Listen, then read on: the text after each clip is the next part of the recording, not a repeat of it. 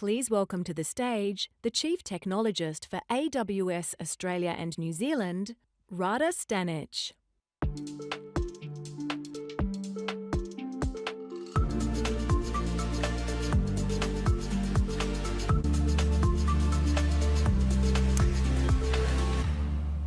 Hello, everyone. It's fantastic to be with you here today to talk about all things data and generative AI. We have an extremely packed agenda for the next 45 minutes. I hope you stay with me. We will be talking about trends, architecture patterns, customer case studies, and I'll show you two really interesting demos. So let's get started. I'm sure you have noticed that these days, every single conversation, presentation starts and ends with generative AI. So I could be no exception. I thought about this analogy, with any new technology, especially generative AI, as exciting as it is, it really reminds me like of a tip of an iceberg. But what really truly matters is this strong foundation underneath. And in case of generative AI, that foundation is data. Having a modern, strong data platform, having a data literacy across your teams, and having data quality is an absolute must to have any success at scale with generative AI. And that is precisely the reason why I'm starting first part of this session talking about all things data. So what are some of the key trends that we are seeing with our customers?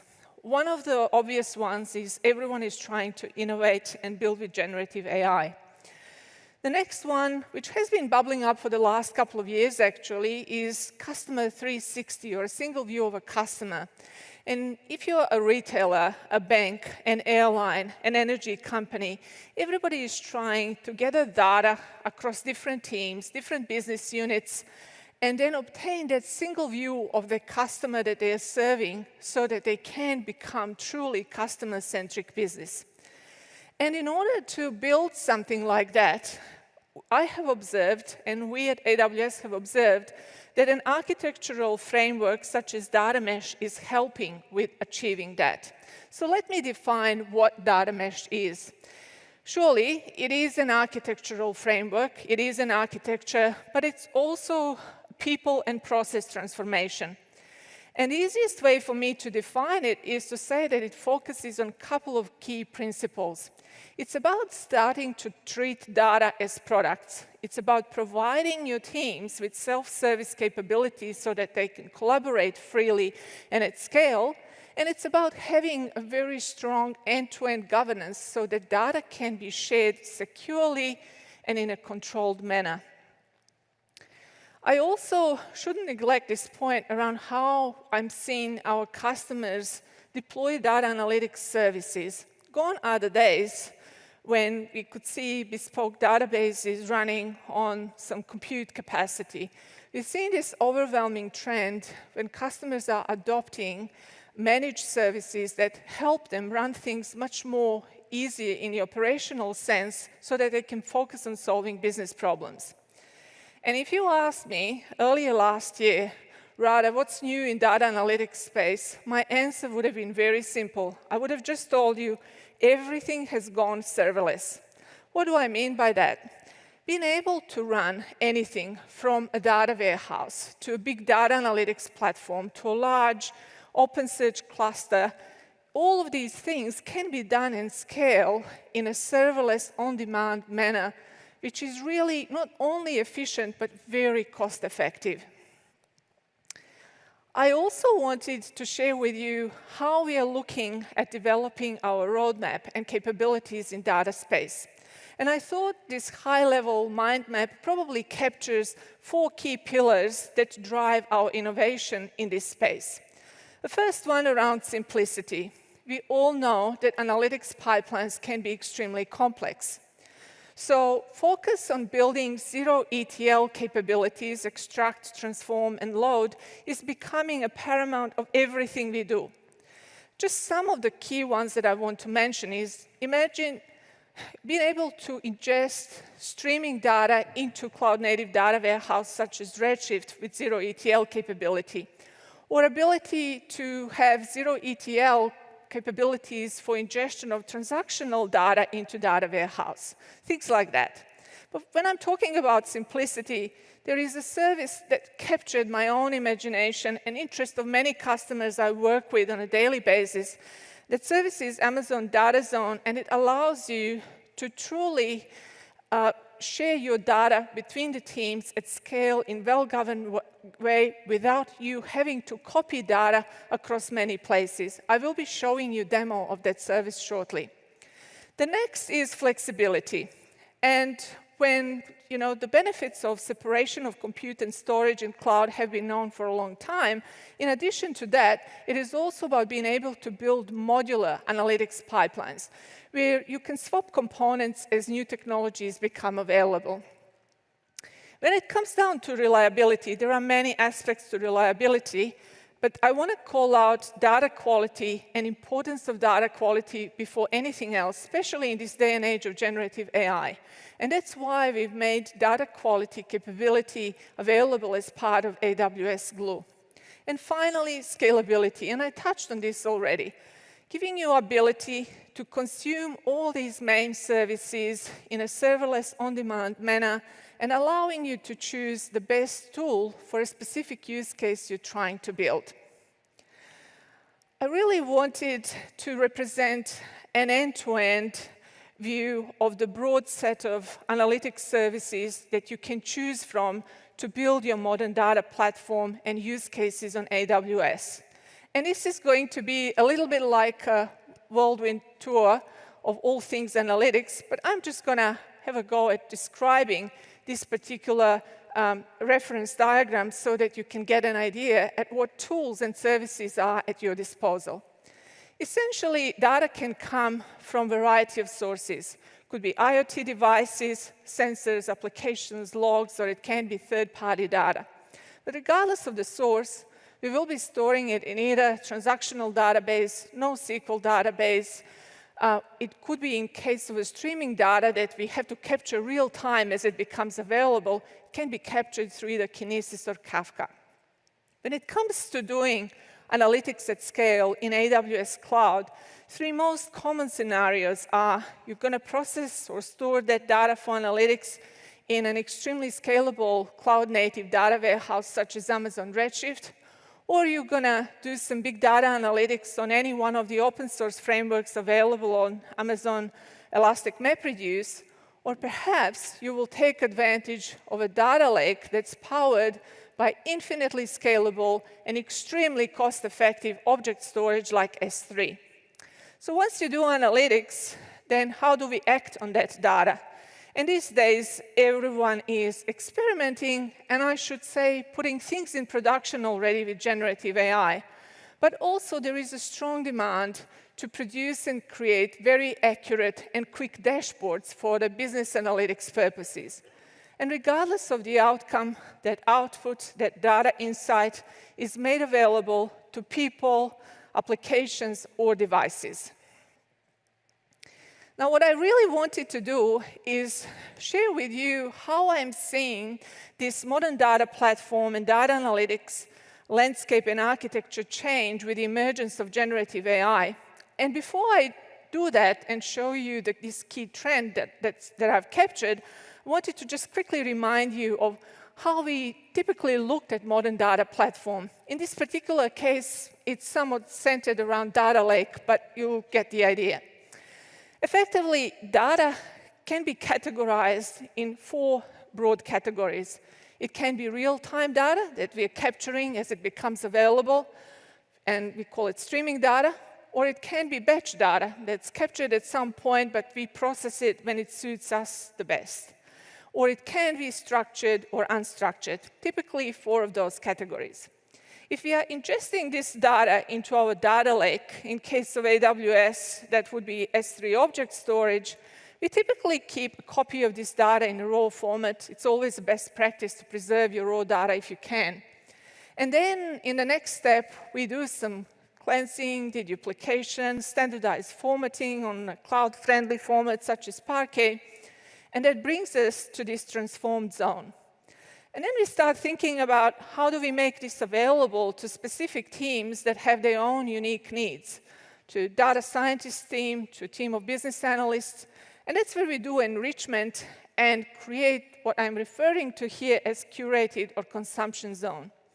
And everything has to be underpinned by strong security, governance, and as you'll see me talk and demo today, there has to be a way to really start treating your data as products, catalog everything so that it's visible, searchable, but then accessed with control and security.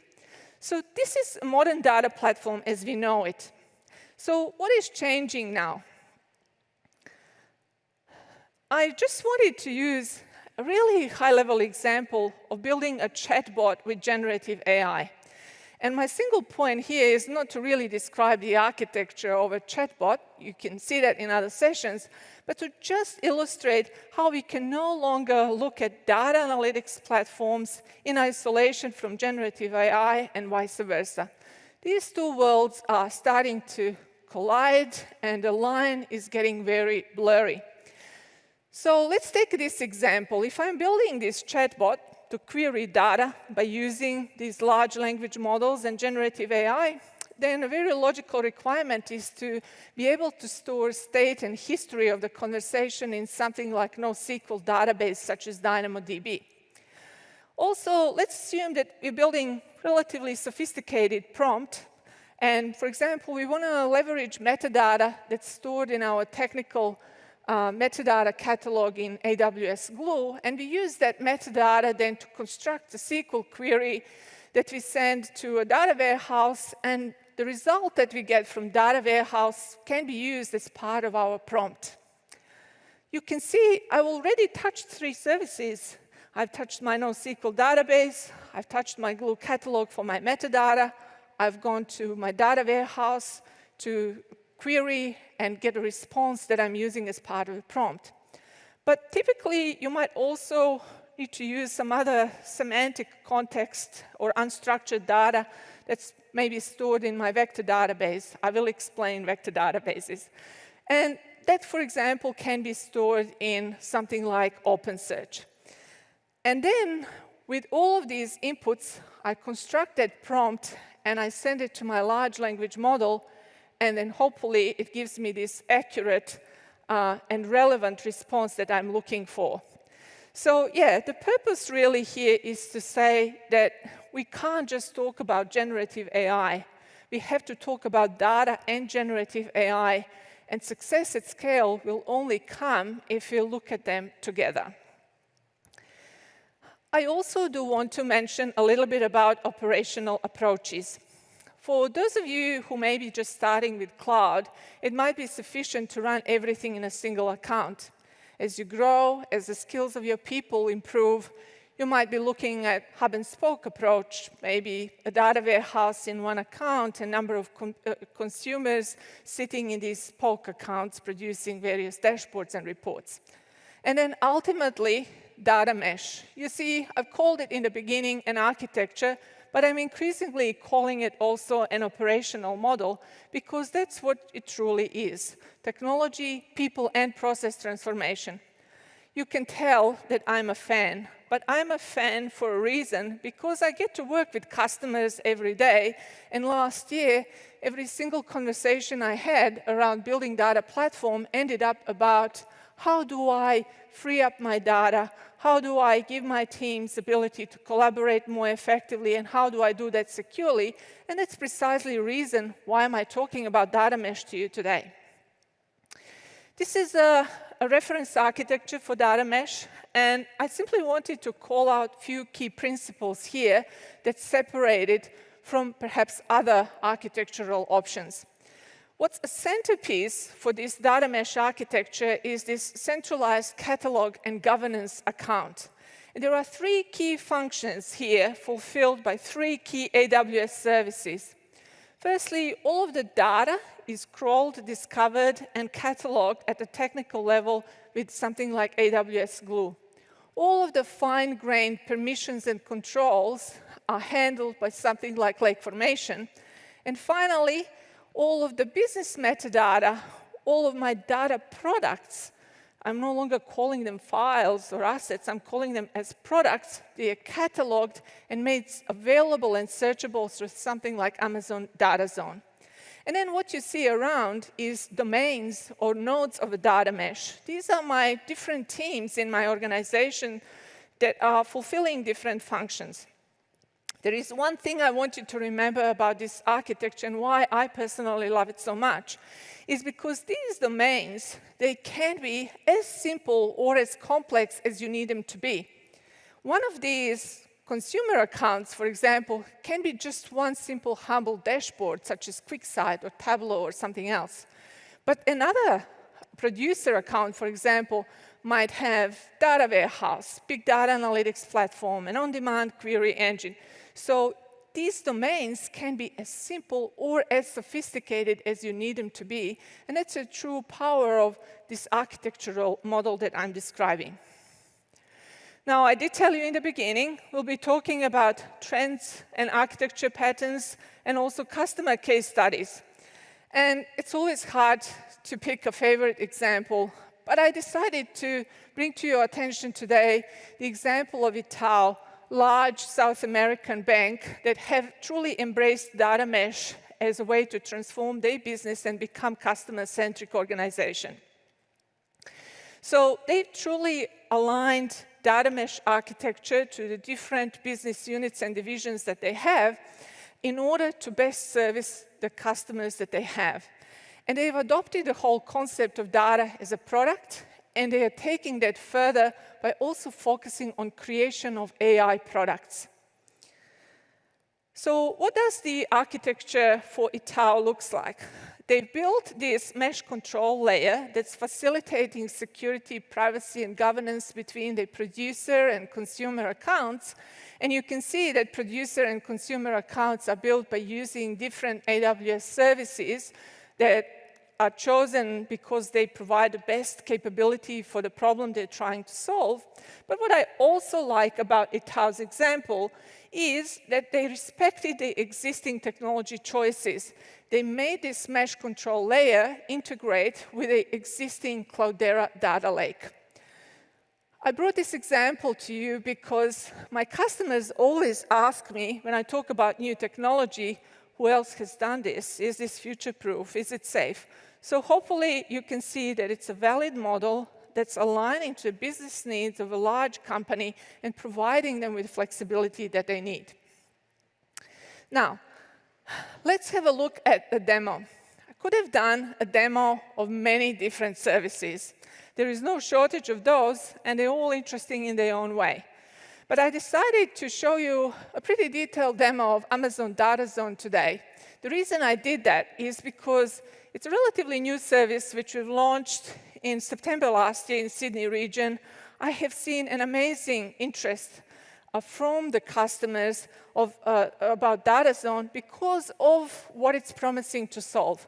It's removing a lot of complexity from the teams who are trying to publish data products, who are trying to access and find data products, request subscription to them. So I'll just show you what that platform for self-service collaboration, publishing of data products look like. We'll look at it in two parts. We'll first look at what I call a producer workflow.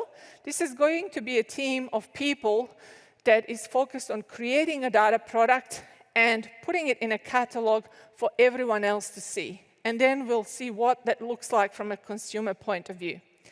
So let's have a look. When you go to Data Zone, the first thing that happens is you need to create a domain. I'm starting from a blank sheet of paper here. So I need to create a domain which is a node of my data mesh. I'm calling it a retail here. And the only thing I need to specify is here, I'm asking Data Zone to create a role which will have permissions to a variety of resources which Data Zone will provision and create on my behalf to make my job as a data engineer easier. I'll choose the option of quick setup here for the purposes of this demo, but that's all you need to do. Specify that role to be created and ask Data Zone to create a domain for you. Once that domain, that node of our data mesh has been created, we are presented with a link to a data portal. So if I click on a data portal, I'm nicely greeted with this page, Welcome to Data Zone, and I have a look what I can find here. I can see that there is a catalog here, but it's looking pretty empty and blank, and we're going to change that by creating a product which will catalog. To create anything, I need to create a project for my team that's going to produce something. I'm calling it here a sales producer team, and it's a very quick process. I create that project, and the next setup step is I need to create an environment for that team to work with. I'm just calling it a publishing environment. These sales team people will publish something. The key thing to specify is this environment profile. I'm choosing here to work with data lake underneath, so I'll choose data lake profile. But if your intention was to work with something like data warehouse, you would choose that profile. And this list is only going to grow as Data Zone builds more connectors to also various partner solutions. I have the option of tweaking some fields in the environment blueprint profile, naming things like Glue Data Catalog and so on. I'm not going to do any of those optional things for the purposes of the demo. I'm simply going to proceed with creating my environment. So far, we created a domain, we created a project for our team, and we created an environment for them to work in. So what does it mean we've created an environment? Data Zone has done few things on our behalf. It's created that role I mentioned in the first step. It's also created an S3 bucket where we can store assets as we work on them. And it's created publishing and subscription database within Glue. And it's also given us this link and ability to access Athena from the data portal. If you've never worked with Athena, it's a beautiful service that provides you with on-demand SQL query capabilities where you can query your S3 buckets or number of other AWS services. So this is Athena portal. I can see that I have my Data Zone environment linked to it. And what's been pre-created for me is my publishing and subscription database in a Glue catalog. I will choose to work with publishing database because I intend to publish something. I intend to create a product. So I'll choose that publishing database within Glue. And I am about to create a product. The easiest way for me to do that in this demo was to simply grab a simple SQL statement from Data Zone Getting Started Guide. I paste that SQL query, I run it.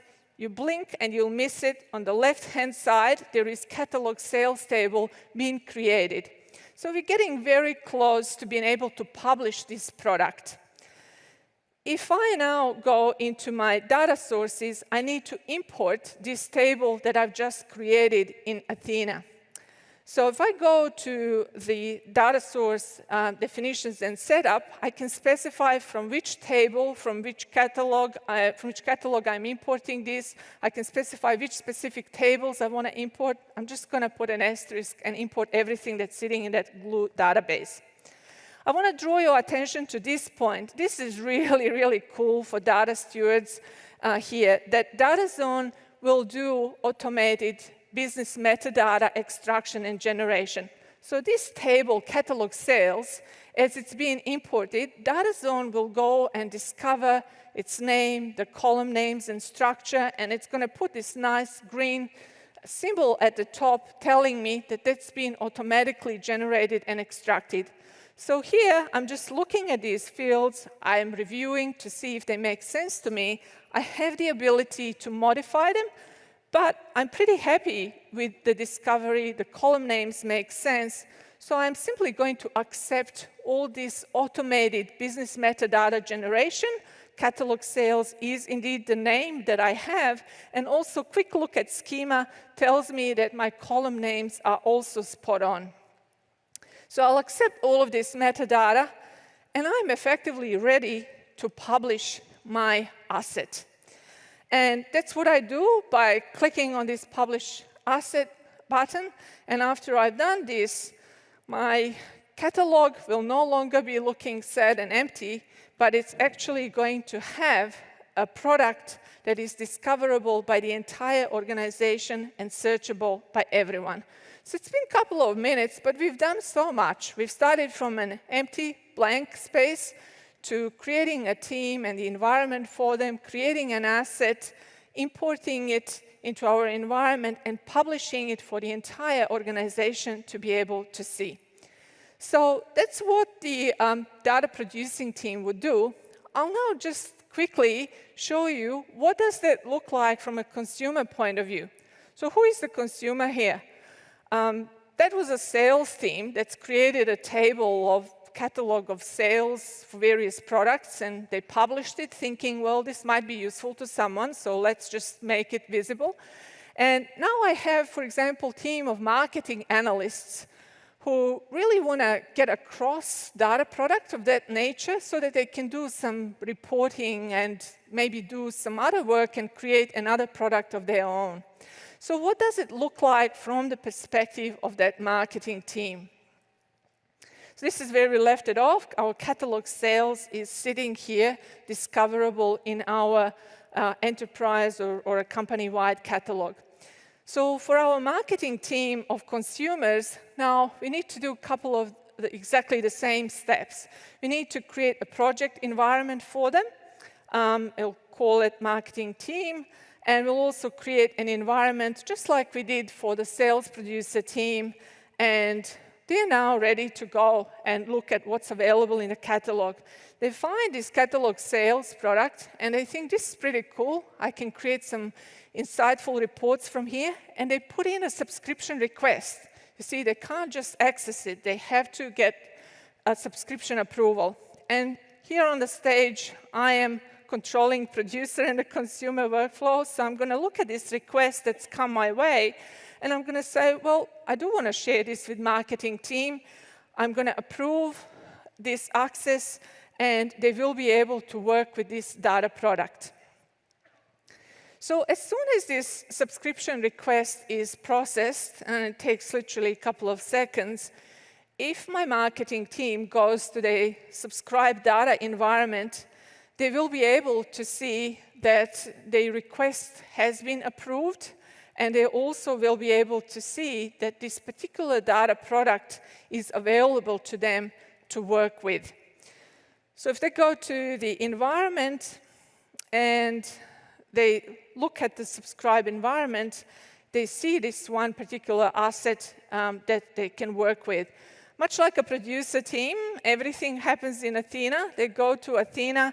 This time we're working within subscription database, and you can see that marketing team has access to a catalog sales table.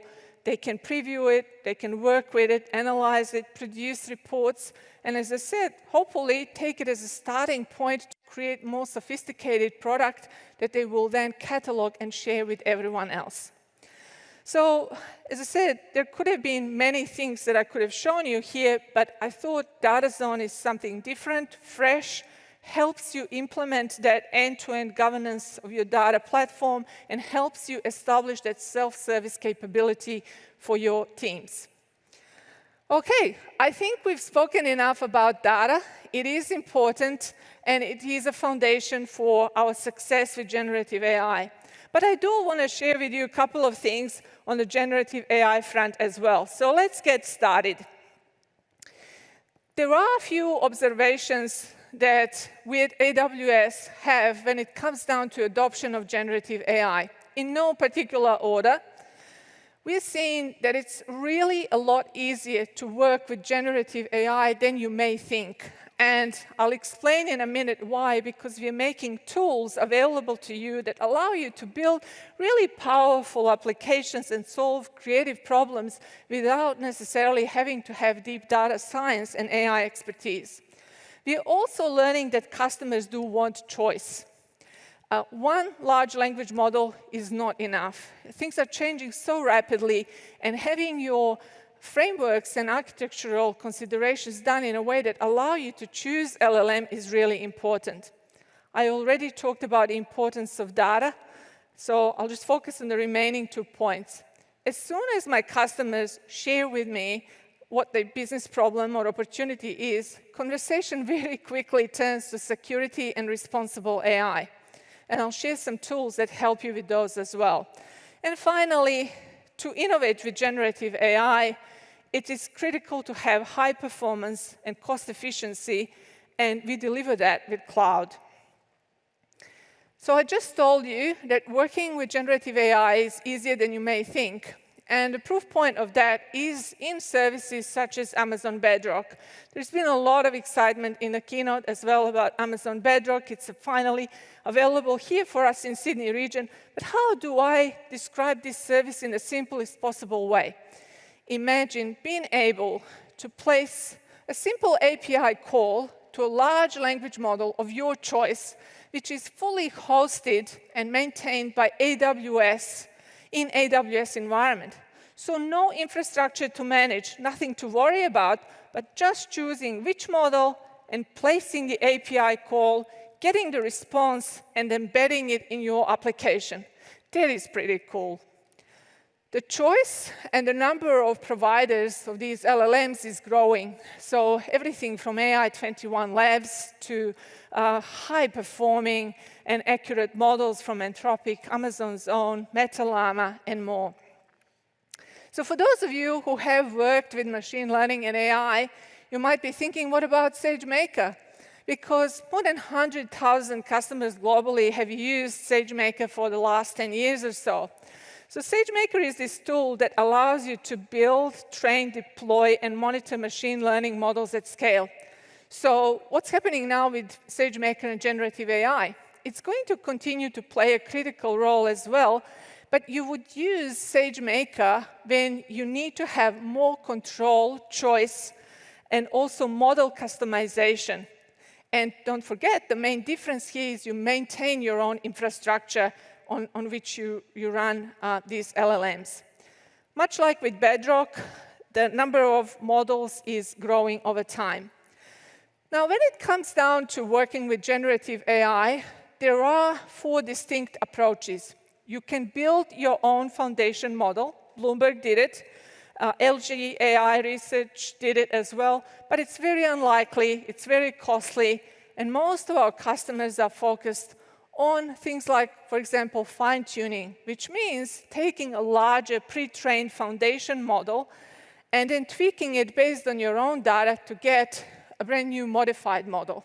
But most commonly, our customers will leverage either retrieval-augmented generation or prompt engineering. So what is retrieval-augmented generation, or RAG, as everyone fondly calls it? It's effectively a technique that makes your foundation model more knowledgeable about your own domain or your own organization.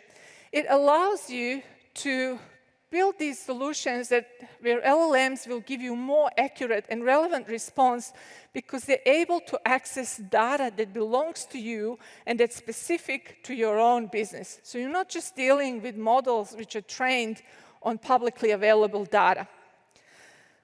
So in this particular diagram that I've shown, you would have seen that there was a way of storing some of this internal data in what we call vector database, and we also have this concept of vector embeddings. So what is the vector embedding and what is a vector database? Effectively, vector embedding is just a fancy way of saying that we are converting a text and translating text into numbers to capture the meaning of words and the relationships between them. And these vector embeddings are stored in what we call vector databases. So it's very simple. Humans understand text, and computers and machines understand numbers. So that is one of the most common ways in which data will be stored for the purposes of RAG. And that's why we also continue to make all these different options for vector databases, everything from Aurora PostgreSQL to OpenSearch and everything in between. Another really interesting thing about what AWS does is we always look at these architecture patterns that our customers are adopting at scale. and adopting very broadly. And then we try to turn these patterns into managed services to make their jobs a lot easier. And that's what we did with RAG. We turned it into a managed service, and that's how knowledge bases for Amazon Bedrock came about. Knowledge bases for Amazon Bedrock, it's a fully managed RAG workflow that includes everything from ingestion, retrieval, and also augmentation, and it provides you also with automated citations of where the data and the response has come from, handling that part of what we call responsible AI. So it's a really cool capability of Amazon Bedrock. Well, I talked a lot about the importance of choice and different LLMs. And with that also comes a hard task of how do I choose? How do I choose which model is the right one for my needs, for my use case? And to make that easier, we created model evaluation on Amazon Bedrock. So you can evaluate your LLMs across 3 key criteria: accuracy, latency, and also cost. And you can use the data sets that we have curated for you, or you can bring your own data. You can leverage predefined metrics or create custom ones.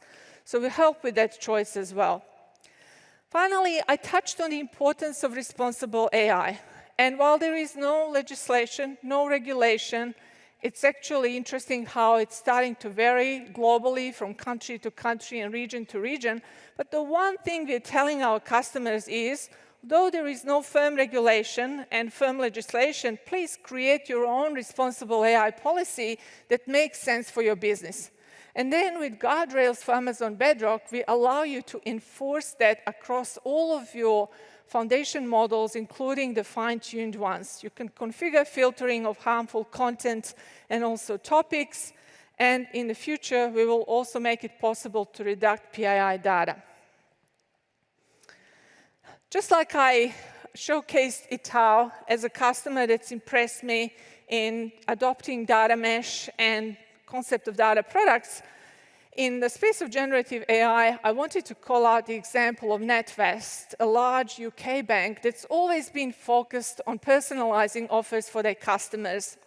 Back in 2020s, that meant creating paper brochures that are relevant for specific customer segments. Then, in more recent times, they were combining power of humans and AI, and they were really strong adopters of SageMaker, and they were creating sort of limited individual personalization to perhaps smaller groups of customers. But with the emergence of Bedrock and SageMaker Jumpstart, they took things to another level. They are doing hyper-personalization down to a level of individual customer and transaction. And I can't get past mentioning this example. We talk about responsible AI a lot and the importance of having human in the loop. But guess what NatWest did? They built a platform where they're using an LLM to check human and AI-generated content against specific guardrails and policies, and then it's LLM highlighting potential violations and asking humans to review it before that personalized offer goes to customers. I thought it's a very responsible, cool, and innovative way of using LLM and generative AI to implement your responsible AI policy. I'm now coming to a point where I want to show you a really cool demo. The reason I call it a cool demo is because it's not a science experiment. Science experiments are great. But I love those examples that solve real problems for real customers. And our wonderful prototyping team for Asia Pacific has worked with a large enterprise customer and solved a specific problem with a prototype that I'm going to demo to you shortly. And they've also showed them a path to production. Also, the reason I've chosen this demo, I'm really building it up, is because it's a problem that can be applicable to many different industries and different companies. Effectively, when it comes down to environmental, social, and governance reporting, many organizations have to do this. And in case of our customer here, it was taking up to 30% of time for their business analysts to analyze, search, and report on vast amounts of data. And they simply wanted to make this process a lot quicker and more productive. So what I'm going to show you today is 3 things in this short demo. Firstly, I'm going to show you RAG, Retrieval Augmented Generation in practice, in action. Second, I'm going to show you what it looks like when an LLM can't answer the question. And thirdly, I'm going to show you how through creative implementation we got around that problem and made LLM answer our question. So let's have a look at the first part. We call this an Insights Assistant chatbot for ESG reporting. And the way that prototype has been built is through this concept of workspaces, where workspace is a collection of documents and data that LLM can interact with to find the answers that it needs. And if we go into the policy documents workspace here, there are a number of things I want to draw your attention to. The actual large language model used here is Claude 2.1, but prototyping team designed this to be very modular, so you can swap the LLM to be anything you want. Also, the embeddings model that's used to index this workspace and create vector embeddings is also configurable. And finally, the actual vector database that's used, Aurora PostgreSQL here, can be also changed to something else, really key.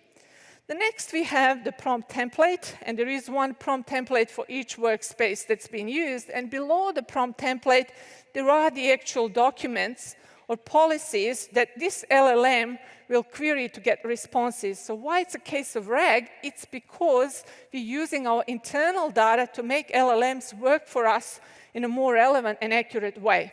So now we're going to connect chat to a policy document workspace, and we're going to ask our first question. So I'm now an ESG analyst, and I'm asking a typical question: what are the thresholds for reporting the energy from production and so on? And I get a very accurate and concise response. And why am I so confident telling you that it's an accurate response? Because in the sources section here, I'm going to get a pointer to exact document, exact policy, including the page numbers of where this LLM has been able to find the answer to my question. So it's a great way of showing how responsible AI can be put into practice. So that's the first part, RAG in action. Now I'm going to show you a second part here. This particular customer wanted, I call it really a multitasking LLM. They wanted this LLM to do something else. They wanted to also be able to ask it to provide a syntax for SQL query that can be used against some structured data or a database. And here I'm asking my LLM, what is the query to show gas utilization, and so on. And the model doesn't know the answer. And what's great about this is that the configuration prompt configured for this workspace has constrained the model from answering because it's decided that it doesn't have enough context to answer this specific question. So we've solved this problem, or prototyping team has solved this problem through this clever implementation of workflow and routers. So what they've done is they basically said, we're going to look at every query that it comes, and there is a hint against each workspace that exists, and then my configuration prompt will be able to route the query to the right workspace based on the type of question that's been asked. So for example, if the question is related to policy documents and so on, it's going to be sent to our policy documents workspace. But if it's something more statistical, it's going to be sent to my structured Athena SQL workspace. And there could be more. And there are more workspaces that you can configure and make your LLM truly multitask and do different things. So once this implementation was done, if we now go back to our LLM and we ask this question that we couldn't get a response to, if we ask it now, LLM will indeed give us the correct SQL syntax. The underlying message here is, if you're anything like me and never bothered to learn SQL syntax, now you officially don't have to, because you can use LLMs to do that for you. So it's really a nice thing. My LLM has given me a SQL command, which I can go ahead then and apply to a database and get a response. But while doing that, it's important that we haven't broken the first part of the problem that was solved in the very beginning. So if we ask that question that I've shown you in the very beginning, that is still going to be a correct answer that we've seen. And that's why I've taken the liberty of calling it a multitasking LLM and a truly multi-purpose prototype and a solution. It gets better. I'm giving you a QR code here to link to a repository that you can access and start experimenting with this yourself. This is all courtesy of our prototyping team. We did have a couple of learnings here. Flexibility is really important. You know, how that modularity was kept so that you can choose the model, you can choose the vector database, you can choose the embeddings model. In this fast-changing space, flexibility and modularity is really everything. The second point, engineering still matters. Just because it's a Gen AI application, it doesn't mean that we don't have to solve for things like access control, how we store, ingest data, and most importantly, quality of our data. And finally, the last point, data matters. If we didn't have correct policies to put in those workspaces, then RAG in its own wouldn't really help us. So before I let you go, I know we're at time. If there are 3 things that I want you to take away from today's sessions, then they would be, it is incredibly important to have a strong data foundation, to have a data strategy, and to have a quality data, because you can build a Gen AI prototype, but you can't take generative AI to scale without having strong data. My second point, and something I've experienced myself, is finally, AI has been democratized to everyday developers, IT engineers. You can do so much with the tools that I've just described to you. And lastly, and not least, if you have a cool problem or an opportunity, then let us know. We can help you build that prototype and show you what the path to production looks like. Don't forget to redeem and use your free 7-day voucher for the Skills Builder platform, where you can learn more about generative AI. But most importantly, really a huge thank you for coming today, staying with me. Hopefully you've been inspired and learned about a few things that you didn't know about and that you can work with and experiment within your own environment and job. And I would ask if you could provide feedback to this session. Your feedback means a lot to us and allows us to improve every year. Thank you so much, and have a great rest of the day and Innovation Day tomorrow if you're coming as well. Thank you very much.